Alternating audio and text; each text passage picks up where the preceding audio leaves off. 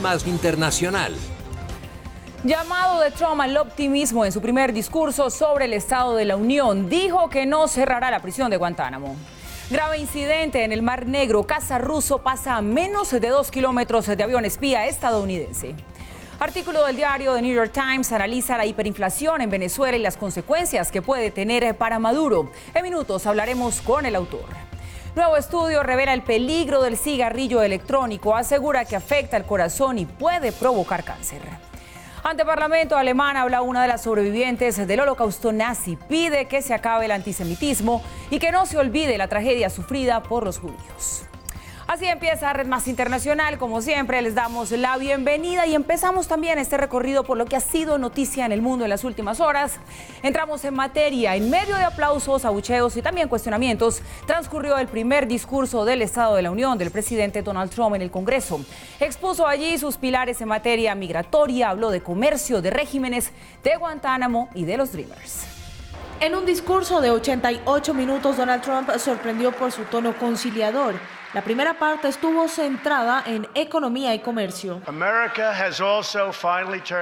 Estados Unidos finalmente ha pasado la página de décadas de acuerdos comerciales injustos que sacrificaron nuestra prosperidad, nuestras empresas, nuestros trabajos y la riqueza de nuestra nación, pero la estamos recuperando tan rápido.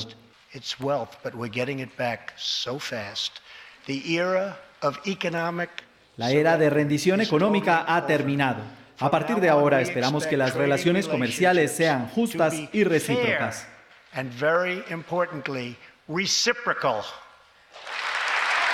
Trump también destacó sus logros.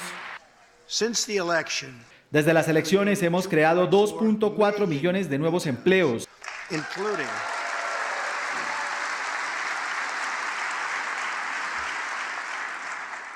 incluyendo 200,000 nuevos empleos en la fabricación solamente.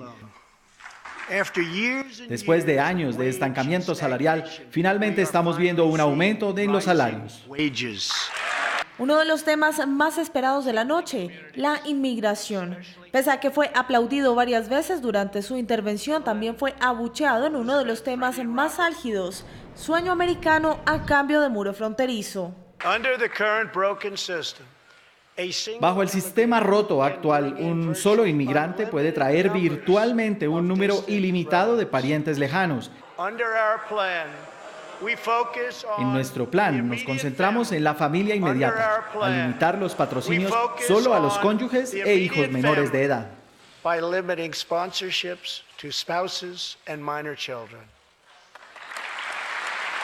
Trump explicó los que llamó los 4 pilares: el camino a la ciudadanía para 1.8 millones de Dreamers, el muro fronterizo y la contratación de más agentes en la frontera.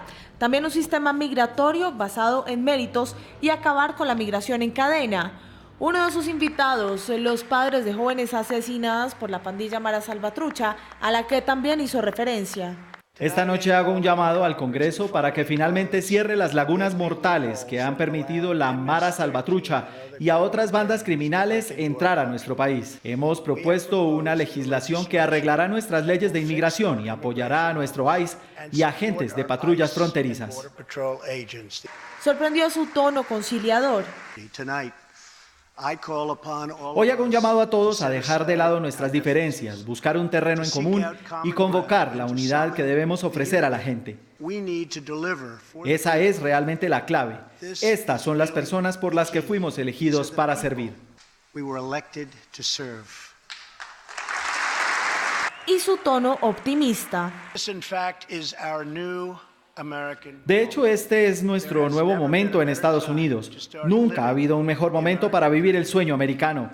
Por lo tanto, para todos los ciudadanos que están en casa viendo esta noche, no importa dónde han estado o de dónde vienen, este es su momento. Si trabajas duro, si crees en ti, si crees en Estados Unidos, entonces puedes soñar cualquier cosa, puedes ser cualquier cosa, y juntos podremos lograr absolutamente cualquier cosa. También expresó sus planes con Guantánamo. Acabo de firmar una orden ejecutiva para reexaminar las políticas militar y de detenciones y mantener abierto el centro de detención en la bahía de Guantánamo. Y esto dijo sobre Corea del Norte.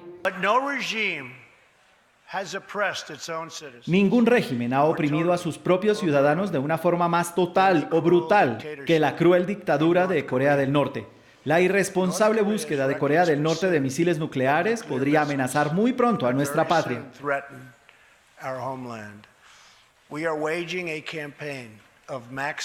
Estamos librando una campaña de presión máxima para evitar que esto suceda. La experiencia pasada nos ha enseñado que la complacencia y las concesiones solo invitan a una agresión y provocación. No voy a repetir los errores de administraciones pasadas que nos llevaron a esta posición tan peligrosa.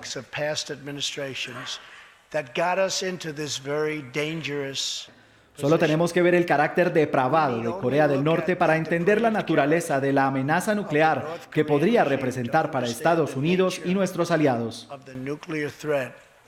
It could pose to America and to our allies.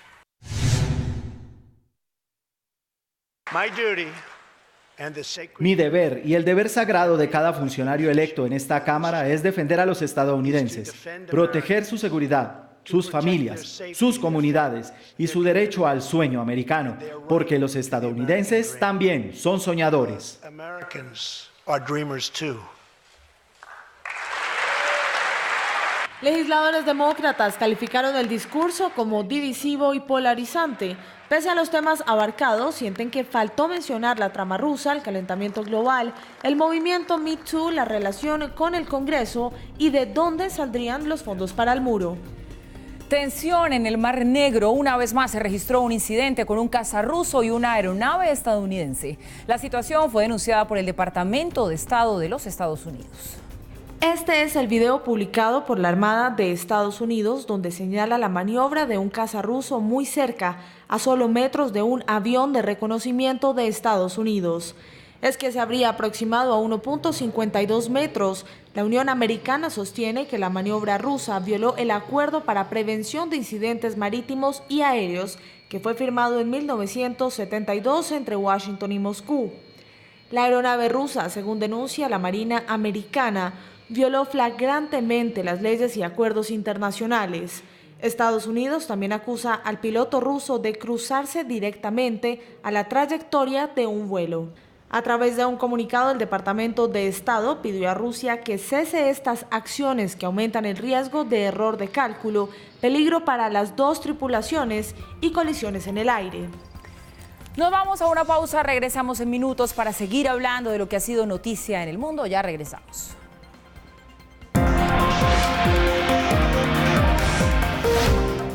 Muy buenas noches y mucha atención. Un insólito robo ocurrió en la pista del aeropuerto de Aguachica, Cesar. Una avioneta fue hurtada por delincuentes que la interceptaron y se la llevaron a ella con el cargamento de valores que llevaba dentro. Si bien el artefacto fue encontrado después en un terreno baldío, aún no se sabe ni quién efectuó el hurto ni dónde está el dinero. Los detalles de esta información en nuestra emisión central de las 8 de la noche.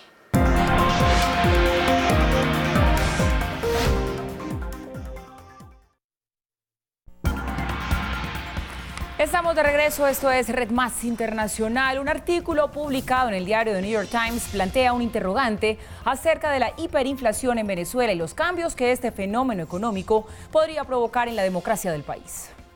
¿Llevará la hiperinflación a la transición democrática en Venezuela? Así se titula el artículo escrito por los periodistas Douglas Barrios y Miguel Ángel Santos, que cita algunos estudios para señalar que en noviembre de 2017 Venezuela entró en hiperinflación y que en diciembre del año pasado el índice de precios al consumidor llegó a 2.700%. Este fenómeno fue producto de la creación de dinero para sustituir los ingresos fiscales que se han desvanecido tras una recesión que ha destruido el 40% de la economía en 4 años. El artículo señala que durante los últimos 70 años han ocurrido 37 hiperinflaciones en 29 países, pero advierte que en 24 de estos casos no hubo cambios significativos a nivel democrático. Una cadena de tiendas famosa conspirando. También advierte que las hiperinflaciones traen consigo grandes desequilibrios sociales y cambios en los hábitos y costumbres que hacen difícil el manejo de un caos generalizado. Una situación que suele llevar a la tentación de buscar una figura autoritaria e investirla de poderes especiales a cambio del restablecimiento del orden. Y para analizar el impacto que puede tener la hiperinflación en Venezuela, nos atiende a esta hora desde Cambridge, Massachusetts, el economista Douglas Barrios, quien fue uno de los autores de este artículo publicado, como ya lo decíamos, en el New York Times. Douglas, buenas noches y gracias por estar con nosotros. Muchísimas gracias, Paula, y muchas gracias por la oportunidad. Bueno, entremos en materia, Douglas. La tesis que usted plantea allí en este artículo apunta que la hiperinflación en Venezuela puede provocar la caída del régimen de Nicolás Maduro. ¿Estamos entendiendo bien? No, ese no es el caso precisamente. Básicamente lo que nosotros estamos planteando en el artículo es que una percepción o una sensación es que el catástrofe económico en Venezuela es tan grande que sería lógico pensar que el catástrofe económico estaría asociada a la salida, automáticamente a la salida de Maduro. Sin embargo, lo que nosotros hicimos fue tratar de identificar otros casos, 37 casos en los últimos 50 años, donde se da un fenómeno similar al que actualmente se está dando en Venezuela y ver qué pasó con esos diferentes regímenes políticos. Puntualmente queríamos ver si los regímenes autoritarios se volvieron más democráticos o si los regímenes democráticos se volvieron más autoritarios. Y haciendo esta evaluación encontramos que no es cierto que los regímenes autoritarios desaparezcan debido a las catástrofes económicas. Estos tienden a mantenerse en el poder. Mientras que los regímenes democráticos que sufren una catástrofe como esta, por el contrario, tienden a volverse más autoritarios con el tiempo, si sufren una catástrofe económica como lo representa la hiperinflación. Mire, pero en todo este contexto la verdad es inevitable hacerle una pregunta que todos nos hacemos cuando vemos la situación de Venezuela, y es ¿por qué el régimen de Maduro sigue tan sólido a pesar de la crisis económica que hay en este país? Bueno, yo quisiera hacer el esfuerzo primero de separar al gobierno de Nicolás Maduro del régimen político. Entonces, existen casos donde puntualmente la persona que está en el poder sale del ejercicio del poder, sin embargo, la élite política o la visión política que existía se mantiene de una forma u otra. Entonces, uno es hacer la distinción entre la persona de Maduro y el régimen autoritario. El segundo elemento es que una de las consecuencias de la catástrofe económica y de la hiperinflación es que han desaparecido de una manera u otra los otros esquemas de organización social. Es decir, han desaparecido las empresas, han desaparecido los sindicatos, han desaparecido las organizaciones vecinales, los partidos políticos se han venido muy disminuidos. Entonces, si bien ha aumentado el rechazo al gobierno, también el gobierno es uno de los pocos actores que siguen en el juego, por lo cual aumenta enormemente la dependencia del gobierno. Entonces, la limitada capacidad que tiene el gobierno para proveer alimentos subsidiados o para proveer algunas ayudas directas es casi uno de los pocos espacios que tienen los ciudadanos para protegerse de la crisis, lo cual aumenta la capacidad del gobierno de coercionar y de extorsionar a los ciudadanos a cambio de su voto, a cambio de alguna ayuda social que les permita mantener subsistiéndose. Entonces, la crisis de una manera u otra, a pesar que ha aumentado enormemente el rechazo, también ha desmovilizado a la gente y también ha aumentado la capacidad del gobierno de coercionar a los votantes. Bueno, pero entonces, ¿qué puede venir? ¿Cree usted, Douglas, que es probable que Estados Unidos suspenda la compra de petróleo, que incremente las sanciones económicas a Venezuela? El tema de las sanciones es un tema complicado. Primero, para entender cuál es el grado el impacto que tendría esto, creo que es importante decir que hoy las exportaciones de Venezuela a Estados Unidos de petróleo están en su punto más bajo en la historia. Entonces uno se preguntaría qué impacto adicional tendría esto versus el impacto en la narrativa y en la retórica que el gobierno utilizaría para justificar la crisis económica en esta decisión. Sin embargo, Estados Unidos ha parecido ser bastante estratégico en el uso de sanciones. Por ahora las sanciones se han buscado enfocarse en restringir la capacidad del gobierno de hacerle más daño a la economía, saliendo a buscar endeudamiento que sea incapaz de pagar en el futuro y cortándole el rango de acción a individuos que se ha evidenciado que han estado incursos, bien sea en violaciones de derechos humanos o bien sea en actividades de narcotráfico o de lavado de dinero. Lo cierto es que al final del día lo que se busca a través de las acciones internacionales es quebrar la base de apoyo dentro de la élite gobernante. Es decir, que parte de la élite gobernante esté dispuesto a dejar de apoyar a Nicolás Maduro, dejar de apoyar al partido de gobierno para estar dispuesto a apoyar la decisión mayoritaria del pueblo venezolano que pudiera ser elegir un gobierno distinto. Entonces, al final del día, más que pensar que si Estados Unidos deja de importar petróleo, esta crisis va a ser aún mayor y eso va a tener aún mayor impacto, quizás lo que queremos estar pensando es qué tipo de actividades puede hacer la comunidad internacional, no solo Estados Unidos, sino la Unión Europea y países en la región, para que exista un quiebre dentro de la élite gobernante y que estén dispuestos a aceptar la decisión mayoritaria del pueblo y no imponer un modelo político. Pregunta que por supuesto tengo que hacerle. ¿Cómo ve usted los diálogos entre el chavismo y la oposición en República Dominicana? ¿Van realmente a arrojar acuerdos para solucionar la crisis política y humanitaria allí en Venezuela? Bueno, esperamos escuchar muy próximamente resultados de esto. Entiendo que al momento no se ha llegado a ningún tipo de acuerdo. La oposición está en este momento solicitando que se cumpla lo que está en la Constitución, que se cumpla el respeto a la Asamblea Nacional, que se satisfaga las necesidades mínimas de la gente en esta crisis humanitaria tan terrible que estamos viviendo, que se permita a los políticos que están ahora inhabilitados o presos participar libremente en elecciones y que se garanticen condiciones mínimas electorales, que exista un Consejo Nacional Electoral imparcial, que los venezolanos que están en el exterior puedan participar, que el proceso sea completamente auditado de punta a punta, que exista presencia de observadores internacionales. Entonces se está pidiendo esencialmente que se cumpla la Constitución. Creo o me gustaría pensar que los venezolanos de oposición que están ahí representando a la voluntad de la mayoría quieren conseguir un acuerdo que le permitan a los venezolanos expresar su voluntad. Y pareciera que si el gobierno no está de acuerdo a dar estas condiciones mínimas, estas concesiones mínimas, es posible que no se dé un acuerdo.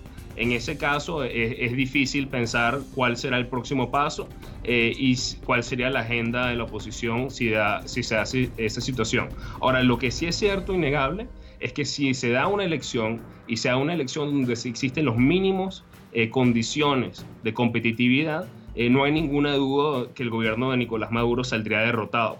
Ahora la pregunta es si el gobierno estaría dispuesto a aceptar eso y me imagino que nos enteraremos en las muy próximas horas.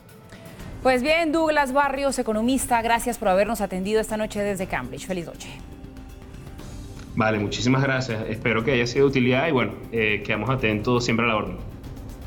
De mucha utilidad, siempre hacemos seguimiento a lo que sucede en Venezuela.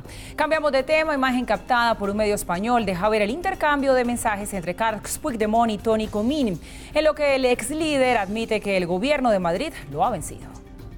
Un intercambio de mensajes por chat del expresidente catalán Carles Puigdemont, quien permanece prófugo de la justicia en Bruselas, con el ex conceler Toni Comín, fue grabado por periodistas del medio español Telecinco.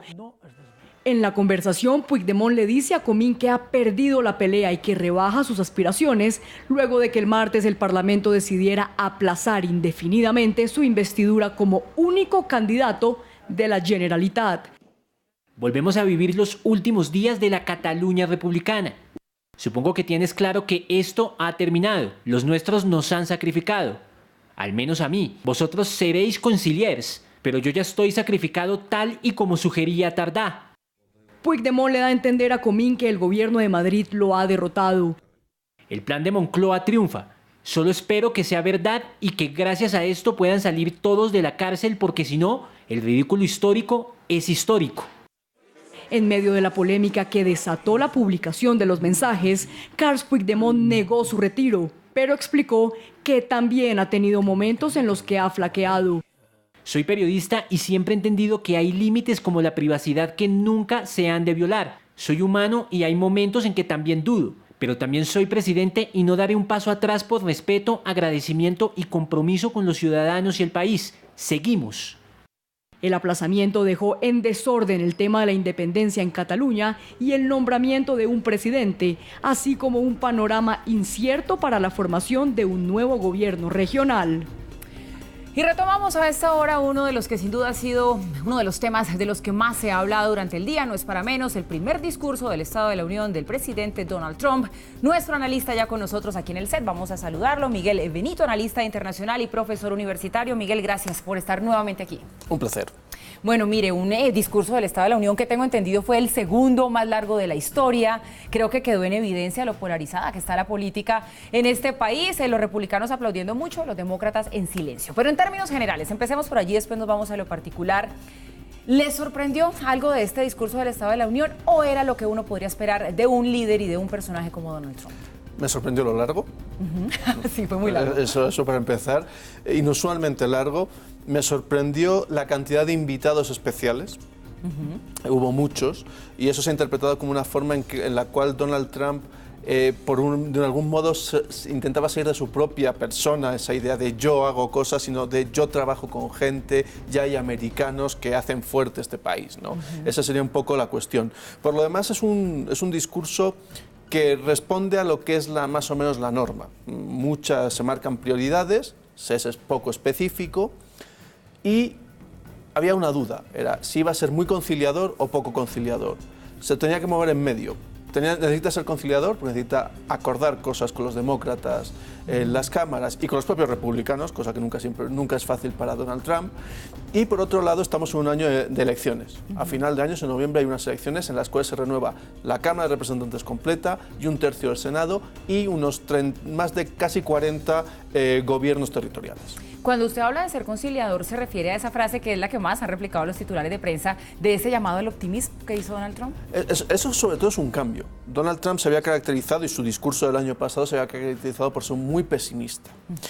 Muy pesimista, el año pasado tuvo un tono, por primera vez fue el primer momento que se dijo, tiene un tono presidencial, un tono más allá de las peleas partidarias, de las luchas que gestiona Trump, pero eso le dura hasta que engancha su Twitter y entonces ya se lanza a otras peleas. Habrá que ver cuánto le dura este tono un poco intermedio, ya digo, porque al mismo tiempo no puede ser del todo moderado, del todo conciliador, porque necesita construir la plataforma sobre la cual los republicanos proyecten su posible intención de éxito electoral. Y por eso también vimos a los republicanos teatralizando mucho ese apoyo, esa unidad, y a los demócratas mostrando claramente su oposición. ¿En qué temas acertó Miguel de cara a lo que los estadounidenses podrían considerar que son logros? Quizás lo económico, cuando habló del tema del empleo. Fundamentalmente es lo económico, es lo que más puede presentar. Lo económico en términos de empleo, del crecimiento del empleo, de la situación de la bolsa, aunque ayer precisamente había tenido una caída, pero bueno, en general durante el periodo de Donald Trump ha ido subiendo, y sobre todo también la reforma de impuestos. Esas son como las partes más positivas que podría presentar Trump de acuerdo a su agenda. Por otro lado, quizá la parte de terrorismo, aunque insistió todavía mucho en ello, tiene esa idea de que él está dando mano dura, de que él está acabando con el ISIS, y bueno, podría ser también un elemento que puede presentar como positivo. Todos los demás son mucho más ambiguos y evidentemente mucho más difíciles, por ejemplo el tema de inmigración. Hacia allá quería ir, el tema de la inmigración ilegal, que es sin duda un tema absolutamente sensible. Dicen muchos que cambió el tono, que lo moderó, pero si uno lo analiza, en el fondo es lo mismo. O sea, sí, es esa misma política que ha tenido desde la campaña, donde sigue presentando el tema de la inmigración como algo prioritario para su gobierno. Sí, anunció algunos cambios, es interesante, y sobre todo presentó una especie de 4 o 5 puntos específicos, y lo que parece haber consenso es que los 2 primeros serían factibles, los otros 2 son mucho más complicados. Los 2 primeros son los que se vinculaban a los Dreamers y el muro. Es decir, una especie de intercambio con los demócratas diciendo, yo os doy lo que queráis, os protejo a los Dreamers, no los sacamos del país, pero me dais el muro a cambio. Ese sería un cambio que podría darse. Sin embargo, todo lo demás, cuando insistió mucho, por ejemplo, en la vinculación con las maras, muchos demócratas han interpretado que lo que está diciendo es que los Dreamers de algún modo participaban de las redes de criminalidad. Pero es que ese momento fue un poco fuerte. Fue posiblemente el más fuerte, además con la familia a la que había invitado, que había sufrido la tragedia del asesinato de 2 de sus hijas por una de estas bandas, y se insistió mucho en esa vinculación entre crimen y inmigración, que no es del todo correcta. El anuncio de mantener abierta la prisión de Guantánamo fue una sorpresa.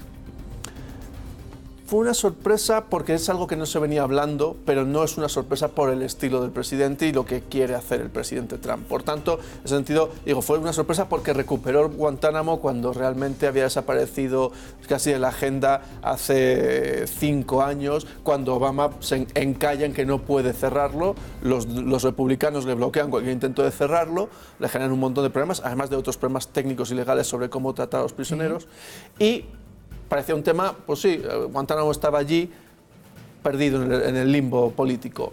Donald Trump lo recuperó y lo enmarcó en esa idea de estos son los recursos que necesitamos para vencer la lucha contra el terrorismo, volviendo a reabrir ese viejo debate sobre libertad y seguridad, siempre tan peliagudo. Bueno, pues interesante será siempre hablar acerca de Donald Trump y de su gobierno, aquí analizando y desmenuzando, como lo anunciábamos, todo lo que fue este discurso del Estado de la Unión, el primero de Donald Trump allí en la presidencia. Miguel Benito, analista internacional, profesor universitario, gracias. Muchas gracias. Nos vamos a una pausa, ya regresamos con más información.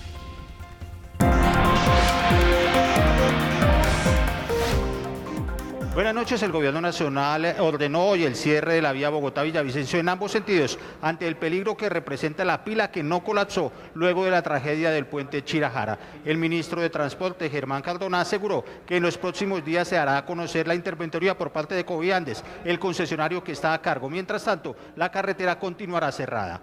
Más información en nuestra emisión central a las 8 de la noche.